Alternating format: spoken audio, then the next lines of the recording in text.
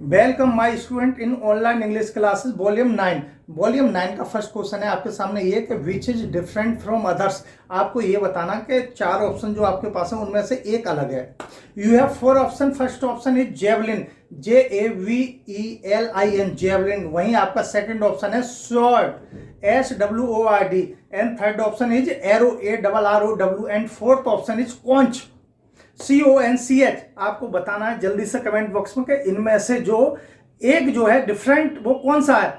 चलो चलते हैं आंसर की तरफ। सबसे पहले तो आपके पास इनका सेंस होना चाहिए। अगर आपके पास ऑप्शन का सेंस है और आपको पता है कौन से का मीनिंग क्या है तो इजीली आप बता पाओगे। फर्स्ट ऑप्शन है जेवलिन। जेवलिन जो होता है वो होता है भाला। जैसे आपने सीरियल या रामायण या महाभारत में देखा होगा, जो अस्त्र होता है ज्यादातर घुड़सवार अपने पास भाला रखते थे। महाराणा प्रताप का भाला था जो कि काफी फेमस है। जेवलिन, JAVELIN जेवलिन जो होता है वो होता है भाला। वहीं second option you have second option sword, SWORD। तो स्वॉर्ड जो होता है इसे सब जानते हैं, तलवार को स्वॉर्ड बोलते हैं। वहीं थर्ड ऑप्शन आपका है एरो, ARROW। एरो जो होता है वो तीर होता है जो कि धनुष की सहायता से चलाया जाता है। तीर जो होता है, वाण जो होता है। वहीं आपका फोर्थ ऑप्शन है कॉन्च। कॉन्च जो होता है वो होता है शंख, जो कि पूजा में बजाया जाता है। अब आपके पास चारों के ऑप्शन की हिंदी भी है और मीनिंग भी है, तो आप इजीली बता सकते हैं कि तीन जो फर्स्ट सेकंड थर्ड जो है वो युद्ध के अस्त्र हैं। यानी अस्त्र और शस्त्र दोनों में अंतर है। जेवलिन और स्वॉर्ड ये अस्त्र हैं और एरो जो है शस्त्र है, यानी कि युद्ध की सामग्री है। वहीं आपका फोर्थ ऑप्शन जो है वो है कॉन्च। कॉन्च जो होता है वो पूजा में बजाया जाता है। शंख, शंख यानी कि हमने यहाँ देखेंगे चारों ऑप्शन में से जो कॉन्च है वो अलग है, बाकी तीन युद्ध की सामग्री है। अब चलते हैं हम आगे वॉल्यूम 9 के सेकंड क्वेश्चन पर। सेकंड क्वेश्चन आपका ये है कि डींग मारने को, डींग यानी कि लंबी लंबी बातें छोड़ना या लंबी लंबी बात करना। डींग मारने को आखिर उसका मीनिंग क्या है? और मीनिंग में आपके पास चार ऑप्शन है। First option is boast, BOAST। Second option is cage, CAGE। And third option you have glamour, GLAMOUR। वहीं आपका फोर्थ ऑप्शन जो दिया हुआ वो दिया मिरेकल, MIRACLE, मिरेकल। आपको जल्दी से कमेंट बॉक्स में बताना है कि इसमें से डींग मारने के लिए कौन सा शब्द प्रयोग करते हैं। चलो चलते हैं आंसर की तरफ। तो हम इस बार हम लेते हैं फोर्थ ऑप्शन से, उल्टा लेते हैं। Fourth option miracle. मिरेकल ज्यादातर जानते हैं, मिरेकल शब्द का प्रयोग ज्यादातर हम चमत्कार के लिए करते हैं। जब कोई सामान्य बात से अलग कोई बात होती है, यानी चमत्कार टाइप की बात होती है, वहां पर हम मिरेकल शब्द का प्रयोग करते हैं। मिरेकल माने होता है चमत्कार। थर्ड ऑप्शन है आपका ग्लैमर, GLAMOUR। ग्लैमर, ग्लैमर जो होता है वो होता है जादू या टोना या मोहिनी। मोहिनी कोई चीज होती है यानी जो मन को मोले, यानी ग्लैमर शब्द का प्रयोग होता है मोहिनी के लिए। आपको इसके संबंध में एक प्रसंग बताऊं कि जब रामायण में खड़ और दूसर भगवान राम से लड़ने आते तो खड़ दूसर के साथ एक बहुत बड़ी सेना होती है और भगवान राम जो है वो अकेले होते हैं। राम, लक्ष्मण और सीता जी। खड़ दूसर जो है वो भगवान राम को बंदी बनाने के लिए आते हैं, उनको मारने के लिए आते हैं। तो भगवान राम ने, क्योंकि सेना खड़दूसर के पास थी, भगवान राम और लक्ष्मण अकेले थे। भगवान राम, लक्ष्मण और सीता ये तीन थे।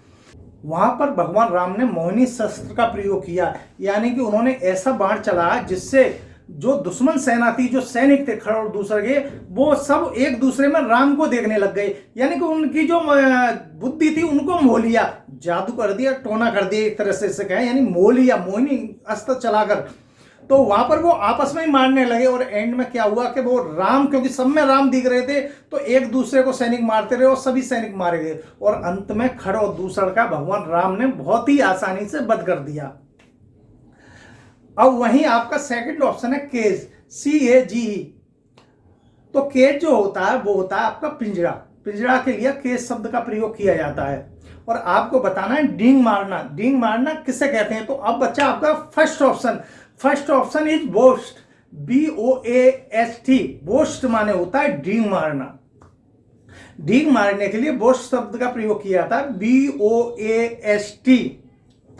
अब आइए चलते हैं आपके वॉल्यूम नंबर 9 के थर्ड क्वेश्चन पर। थर्ड क्वेश्चन है आपका ये कि पाकिस्तान इज ब्लैंक यानी डॉट डॉट। आपको ये बताना है कि यहाँ पर कौन सा वर्ड जो है, कौन सा मीनिंग जो नीचे दिया हुआ है, 4 ऑप्शन दिए हुए उनमें से कौन सा मीनिंग यहाँ आएगा। You have 4 option. First option is enemy, ENEMY। Second option hoard, HOARD। And third option is hessian, HESSIAN। And fourth option is nomad, NOMAD, nomad. अब आपको जल्दी से कमेंट बॉक्स में बताना कि इन चारों में से कौन सा वर्ड जो है हम वहां पर प्रयोग करें। चलो चलते हैं आंसर की तरफ। आंसर के लिए सबसे पहले तो आपको इन चारों के मीनिंग पता हो, तब आप बता पाएंगे कि कौन सा मीनिंग सबसे अच्छा रहेगा और कौन सा मीनिंग नहीं आएगा यहाँ पर। तो first option is enemy. Enemy, ENEMY। Enemy कहते हैं दुश्मन को। आपके पास सेकंड ऑप्शन है हॉर्ड, HOARD। हॉर्ड शब्द का प्रयोग खजाने के लिए किया जाता है। अब आइए थर्ड ऑप्शन पर। Third option is hessian, HESSIAN। Hessian शब्द का प्रयोग किया जाता है, वो किया जाता है टाट। टाट्स होता है जो बोरियां बनती हैं, टाट की बोरी, टाट के लिए हेसियन शब्द का प्रयोग किया जाता है। वहीं आपका फोर्थ ऑप्शन है नोमेड, NOMAD। नोमेड शब्द का प्रयोग किया जाता है बंजारा या ऐसे व्यक्ति के लिए जो रुकता नहीं है, चलता रहता है, यानी अयावर, बंजारा। इन चारों ऑप्शन में आप देखेंगे फर्स्ट ऑप्शन है इनेमी, इनेमी मतलब दुश्मन। वहीं सेकंड ऑप्शन है आपका हॉर्ड यानी खजाना। थर्ड ऑप्शन है टाट, हेसियन। एंड फोर्थ ऑप्शन जो है वो है बंजारा, नोमेड। तो आप यहाँ देखेंगे पाकिस्तान इज इनेमी, यानी फर्स्ट ऑप्शन इनेमी जो है वो यहाँ पर प्रयोग होगा। तो सेंटेंस बन जाएगा पाकिस्तान इज इनेमी। पाकिस्तान दुश्मन है और वाकई दुश्मन है। भारत जितना दोस्ती का हाथ बढ़ाता है उतना ही वो पलंग से गद्दारी करता है। आप बने रहिए हमारे साथ और आपको पता ना चलेगा कि कब मैंने आपकी डिक्शनरी पूरी याद करा दी, और जब आपके पास मीनिंग होंगे तो आपको कोई इंग्लिश में हरा ना पाएगा। जय हिंद, भारत माँ की जय।